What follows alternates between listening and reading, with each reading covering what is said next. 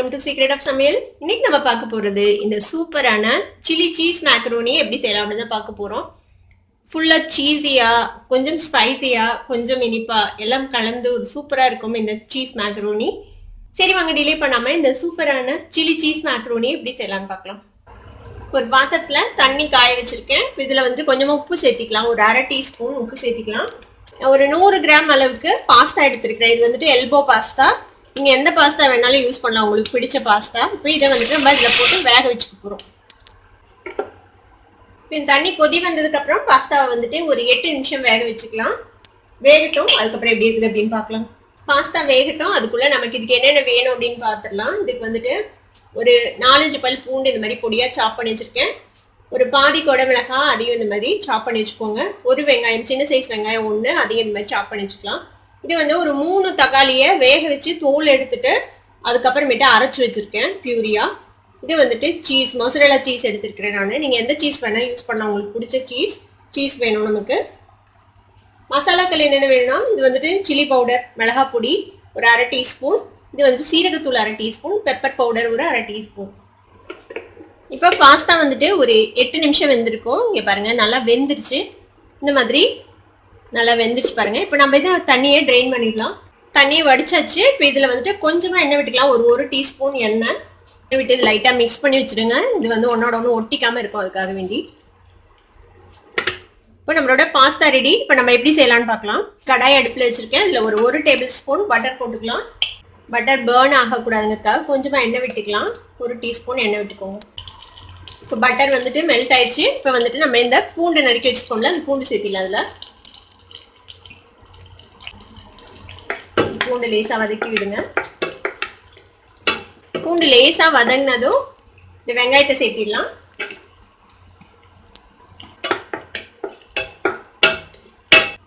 வெங்காயத்தையும் இதோட சேர்த்து நல்லா வதக்கி விட்டுக்கோங்க. வெங்காயம் லேசா பிங்க் கலரா ஆனதுக்கு அப்புறம் நம்ம வெட்டி வச்சிருக்கிற குடமிளகாவும் சேர்த்திடலாம். இதையும் இதோட சேர்த்து வதக்கி விட்டுடலாம். ஒரு நிமிஷம் மட்டும் வதக்கிருக்கோம். இந்த வெங்காயம், குடமிளகாய் எல்லாம் ரொம்ப வதங்கணும்னு அவசியம் இல்லை, லேசா வதங்கினா போதும். இப்போ நம்ம எடுத்து வச்சிருக்கிற இந்த மசாலாஸ் எல்லாம் சேர்த்திடலாம். சீரகத்தூள், மிளகுத்தூள், மிளகாய் தூள் 3 சேர்த்திடுங்க. உங்ககிட்ட இட்டாலியன் ஹெர்ப்ஸ் இருந்துச்சுன்னா அது கூட சேர்த்தலாம், உங்களோட விருப்பம் தான் அது. இன்னைக்கு நான் செய்யறது கொஞ்சம் இந்தியனைஸ்டா செய்யறேன். இந்த மசாலாஸையும் இதோட சேர்த்து நல்லா மிக்ஸ் பண்ணி விட்டுலாம். இது வதங்கிடுச்சு. இப்போ நம்ம எடுத்து வச்சிருக்கிற இந்த டொமேட்டோ பியூரியை சேர்த்திடலாம். அதில் இப்போ இந்த மசாலாஸோடு சேர்த்து நல்லா மிக்ஸ் பண்ணி விட்டுருங்க இந்த தக்காளி பியூரியை. பாஸ்தா வேகும் போது கொஞ்சமாக உப்பு சேர்த்திருக்கோம். இப்போ இந்த மசாலாக்கு தேவையான அளவுக்கு உப்பு சேர்த்திக்கலாம்.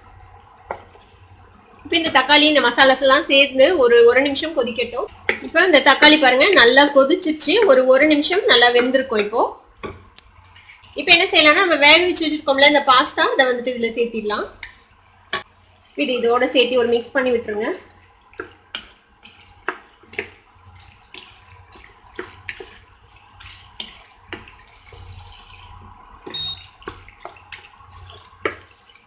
நல்லா மிக்ஸ் பண்ணி இந்த மாதிரி பிளாட் பண்ணி விட்டுருங்க இந்த பாஸ்தாவை.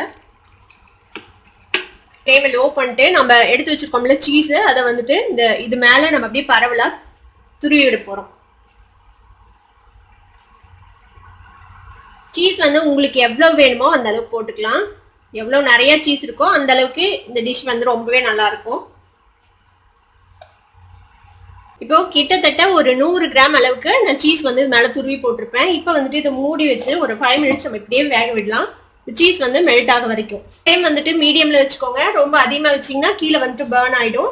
இப்போ மீடியம்ல வச்சிருக்கோம். இது 5 நிமிஷம் இப்படியே வேகட்டும். இப்போ ஒரு 5 நிமிஷம் ஆச்சு நம்ம சீஸ் தூவி போட்டு இப்போ ஓப்பன் பண்ணி பார்க்கலாம். பாருங்க, சூப்பரா நம்மளோட சீஸ் வந்துட்டு மெல்ட் ஆயிடுச்சு. அவ்வளவுதான், நம்ம இப்போ ஆஃப் பண்ணிடலாம். ஆஃப் பண்ணிட்டு இது இப்படியே ஒரு 5 நிமிஷம் வச்சுடுங்க. இப்படியே இருக்கட்டும் ஒரு 5 மினிட்ஸ். அதுக்கப்புறம் நம்ம எப்படி சர்வ் பண்ணலாம்னு பார்க்கலாம். இப்போ ஒரு 5 மினிட்ஸ் ஆச்சு. நம்ம இப்போ ஓப்பன் பண்ணி இதை வந்துட்டு எப்படி சர்வ் பண்ணலாம்னு பார்க்கலாம். இங்க இது இப்படியே கட் பண்ணி ஒரு லேயர் மாதிரி அப்படியே சர்வ் பண்ண வேண்டியதான். இது மாதிரி எடுத்து அப்படியே இந்த மாதிரி லேயர்ஸ் மாதிரி நீங்க சர்வ் பண்ணிக்கலாம்.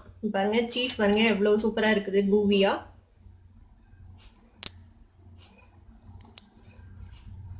இந்த மாதிரி எடுத்து நம்ம சர்வ் பண்ணிடலாம் பிளேட்ல. இந்த சூப்பரான சில்லி சீஸ் மேக்ரோனியை நீங்களும் ட்ரை பண்ணி பாருங்க. ட்ரை பண்ணி பார்த்துட்டு எப்படி இருந்தது அப்படின்னு எனக்கு கமெண்ட்ஸ்ல ஃபீட்பேக் கொடுங்க. இந்த வீடியோ உங்களுக்கு பிடிச்சிருந்ததுன்னா சப்ஸ்கிரைப் பண்ணுங்க, பக்கத்துல இருக்க பெல் ஐகானை கிளிக் பண்ணுங்க, அப்பதான் என்னோட நோட்டிபிகேஷன்ஸ் உடனே உங்களுக்கு வந்து சேரும். லைக் பண்ணுங்க, ஷேர் பண்ணுங்க. தேங்க்யூ ஃபார் வாட்சிங் this video viewers. Bye by.